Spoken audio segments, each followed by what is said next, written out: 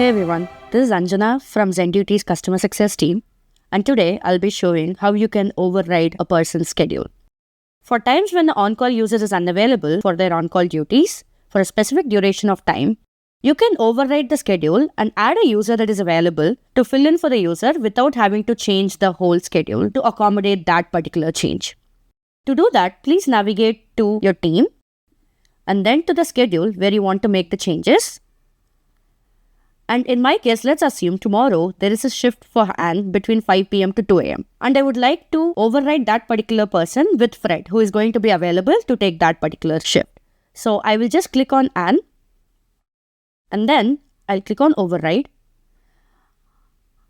And then I'll replace them with Fred. And now instead of Anne, Fred will be on call. And once this is done, save the schedule and the override will be effective.